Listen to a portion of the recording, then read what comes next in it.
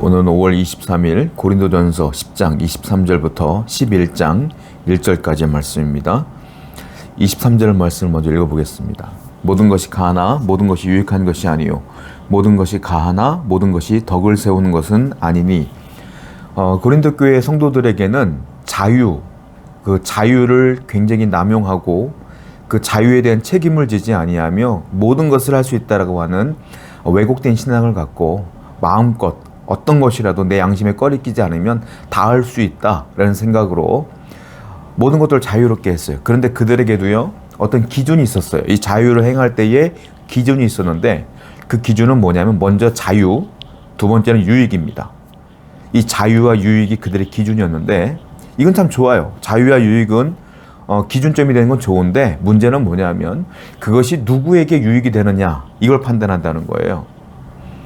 그런데 고린도 교회 성도들은 항상 자신에게 유익이 되는데 나는 모든 것이 할 수 있어, 하나님이 허락하셨어, 라는 자유함이 있어요. 그래서 자유를 누리는데 다 자기에게 유익이 되는 것으로만 자유를 누렸다는 거예요.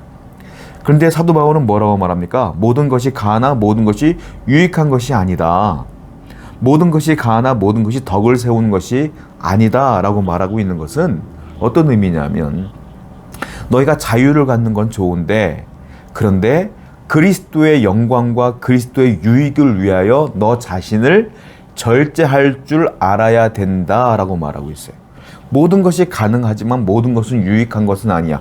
여기서 말한 유익은 그리스도께 유익한 것은 아니다라는 뜻이에요. 그런데 고린도 교회 성도들은 이 자유를 자신의 유익을 위해 사용했다라는 겁니다. 하나님께서 여러분들에게 영적인 자유함을 줬어요. 여러분들은 자유한 분들이에요. 그런데 그 자유함을 내가 하고 싶은 대로 하라는 자유함이 아니라 그리스도의 비전과 그리스도의 목적과 하나님의 영광을 위하여 그 자유를 사용하라라고 말씀하신 거예요.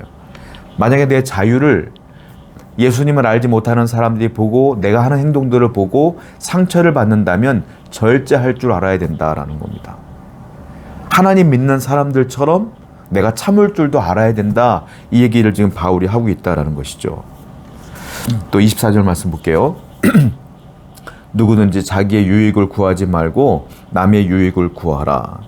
여기서 또 말하는 건 뭐냐면 자기의 유익을 구하지 말고 남의 유익을 구하라. 자기와 다른 사람. 그러니까 바울이 말하는 자유는 내게 주신 자유이지만 나의 유익을 위해 주신 자유가 아니라 하나님과 다른 사람의 유익을 위한 자유다라고 말하는 거예요. 여기서 다른 사람은 누구를 말하는 거냐면 신앙이 연약한 사람들을 말해요. 신앙이 연약한 사람들. 여러분들은 영적으로 자유하고 신앙이 성숙하기 때문에 어쩌면 세상 사람들이 바라볼 때 그리스도인이라는 그런 상이 있지 않습니까? 그리스도인은 이렇게 해야 돼, 저렇게 해야 돼 라는 게 있잖아요. 그런데 여러분들은 이거는 구원과는 하든 상관이 없는 거야, 이건 내 마음속에 내 양심에 거리낌이 없어 라고 행동을 하는데 주위에 믿음이 약한 사람들이 보고 그걸 보고 놀라고 상처를 입을 수도 있다는 거예요. 하나님 믿는 사람이 저럴 수 있어? 라고 할 수 있다는 거예요. 그런데 만약에 그 사람이 상처를 입을 수가 있다면 너는 그것을 절제하라. 너에게 유익을 끼치는 것이 아니라 그 사람의 유익을 위해서 절제하라 라고 말씀하시는 거예요. 만약에 여러분들이 그것을 무시하고 사람들이 상처를 입든 말든 상관없이 내 갈 길 가잖아요. 내가 하고 싶은 대로 하잖아요. 그럼 그리스도를 모독하는 겁니다. 왜냐하면 예수님은 자유할 수 있었어요. 어떤 자유? 십자가에서 죽을 수도 있었고 안 죽을 수도 있었어. 주님은 그 안에 있는 사람들을 다 저주할 수도 있었어. 그런데 주님은 그 모든 자유를 억압하고 절제하며 우리를 위하여 십자가에 달려 돌아가셨어요. 누구의 유익을 위하여? 우리의 유익을 위하여, 우리의 구원을 위하여. 당신의 자유를 절제하신 거예요. 우린 그리스도를 본받는 성도 아닙니까? 그러면 예수님이 다른 사람의 유익과 구원을 위하여 자신의 자유를 절제할 수 있었다면 나도 주님을 닮은 사람으로서 다른 사람의 유익을 위하여 내가 하고 싶은 것이 있다면 절제할 줄 알아야 된다라는 거예요. 그것이 성도의 삶이다 라는 거 아니겠습니까? 또 25절 말씀 읽어보겠습니다. 무릇 시장에서 파는 것은 양심을 위하여 묻지 말고 먹으라. 시장에서 파는 것이 뭐냐면 그 당시 고린도 지역에서는요, 우상 숭배했던, 우상에게 제사를 지냈던 고기를 그대로 가지고 와서 시장에 내다 팔았어요. 물론 그렇지 않은 고기도 있었겠지만 그렇게 우상에게 제물로 드렸던 고기를 파는 경우도 많이 있었다라는 겁니다. 그건 그들의 문화예요, 문화. 그런데 나는 신앙적 자유가 있어. 우상에 숭배했던 그 제물이든 그렇지 않던, 그건 내가 하나님을 믿는 사람으로서 내가 그걸 먹는다고 해서 내가 우상 숭배하는 건 아니니까 상관없어 라고 돈 주고 사 먹는 사람도 있어요. 괜찮다 이거예요. 괜찮다. 괜찮아요. 그런데 문제는 뭐예요? 마음이 약한 사람이 있어. 신앙에 양심 있는 사람이 있어. 신앙이 연약한 사람이 있어.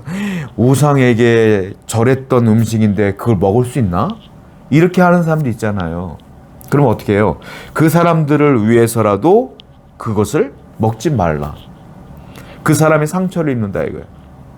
아니, 아무개 장로님이 내가 볼 땐 신앙이 좋은 줄 알았는데 우상에게 올라갔던 그 고기를 사 먹대? 아니, 어떤 게 예수를 믿는 거야? 이렇게 고민할 수 있다는 거예요. 그럼 그가 그렇게 고민한다면 내가 그 고기가 좋아 보여도 싸도 그거 사 먹지 말라는 거예요. 그 사람의 영혼이 죽으니까. 바울은 그렇게 얘기하는 거예요. 뭐든지 나의 유익이 아니라 다른 사람의 유익을 위해서 참을 줄도 알아야 된다. 이걸 뭐라고 말합니까? 다른 사람을 위한 배려. 신앙인은 그래서 배려가 있어야 돼요. 내가 하고 싶은 대로 할 거예요. 내가 가고 싶은 대로 갈 거예요. 내가 하고 싶은 자유가 있지 않습니까? 라고 내 맘대로 사는 건 신앙인이 아니요. 신앙인은 다른 사람을 위한 배려가 있어야 돼요. 배려. 다른 사람이 나 때문에 상처받는다면 하지 말아야지. 그러한 배려가 있어야 된다라고 바울은 이 얘기하고 있다라는 거예요. 26절 말씀을 읽어볼게요. 이는 땅과 거기 충만한 것이 주의 것임이라. 그러니까 무슨 말이에요? 너는 대신에 그 음식들을 제사상에 올라갔던 음식들을 사 먹더라도 어떻게 먹으라? 땅과 거기 충만한 것이 주의 것임이라. 다 주님 것이야 라는 마음으로 어떻게 먹어라? 감사함으로 먹어라. 이 땅의 모든 것은 다 누구 거라고요? 하나님 거다. 그래서 주신 모든 것들이 다 누구한테 오는 거라고요? 하나님으로부터 오는 것이다. 그러니까 어떻게 하라? 감사하라. 원망할 것이 하나도 없다. 다 감사할 것이다 라고 그랬어요. 31절을 볼까요? 그러나 너희가 먹든지 마시든지 무엇을 하든지 다 하나님의 영광을 위하여 하라. 그러니까 먹는 것이든 마시는 것이든 입는 것이든 삶을 살아가는 모든 것이 다 하나님으로부터 오는 것이니까 하나님의 영광을 위하여 하며 감사하며 살아라. 성도에게 요구되는 게 뭐예요? 다 하나님 것입니다라는 고백. 그러므로 나오는 결과물이 뭐예요? 그렇게 고백하는 사람은 감사하며 산다 이거예요. 저와 여러분들에게 필요한 게 뭡니까? 주님께 감사하는 삶 아니겠어요? 오늘도 감사하세요.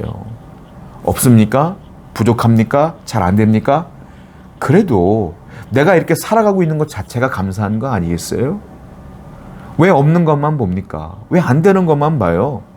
왜 시선이 자꾸 없는 것만 보냐고요? 주신 게 훨씬 많아. 주신 게 생각해봐요. 주신 걸 보면 감사하는 거예요. 감사합시다. 27절부터 29절입니다. 불신자 중 누가 너희를 청할 때에 너희가 가고자 하거든 너희 앞에 차려놓은 것은 무엇이든지 양심을 위하여 묻지 말고 먹으라. 누가 너희에게 이것을 재물이라 말하거든 알게 한 자와 그 양심을 위하여 먹지 말라. 내가 말한 양심은 너희의 것이 아니요 남의 것이니 어찌하여 내 자유가 남의 양심으로 말미암아 판단을 받으리요. 어떤 집에 불신자의 집에 초대를 받았어요. 갔어요. 음식이 나와요. 음식이 나오는데 알다시피 제가 말씀드린 것처럼 제사상에 올라간 우상 숭배했던 고기를 시장에서 사다가 주인이 요리를 할 수가 있어요. 나는 예수를 믿는 사람이 하나님을. 근데 그 고기가 나왔어. 고기를 먹으려고 하는 순간에 같이 초대받은 누군가가 얘기를 해 옆에서. 야, 그거 우상 숭배했던 재물을 우상 숭배했던 소고기를 이 양반이 사다가 요리한 거야 라고 말하면 먹지 말라 이거예요. 왜? 지금 나한테 얘기해준 이 사람은 그것이 양심에 꺼리끼니까 이 사람한테 얘기해준 거야. 그럼 이 사람의 신앙이 약해. 근데 내가 그걸 무시하고 괜찮아, 이거 하나님 있는 사람은 상관없어 라고 먹는다면 이 사람은 또 상처를 받고 신앙에 대한 기간이 흔들릴 수 있다는 거예요. 그러니까 그 사람을 위해서라도 먹지 말라. 왜냐? 자, 29절 하반절에 보면 이렇게 됐어요. 내 자유가 남의 양심으로 말미암아 판단을 받으리요. 그 사람은 바깥에 나가서 나를 욕한다는 거예요. 야, 쟤는 신앙이 좋은 줄 알았는데 야, 신앙이 형편없어. 내가 그렇게 알려줬음에도 불구하고 먹더라. 이렇게 된다는 거예요. 그러니까 너의 신앙, 그 사람의 약한 믿음 때문에 너의 신앙이 판단받을 수 있으니까 가능하면 그렇게 누가 알려준다면 그 말을 따라라.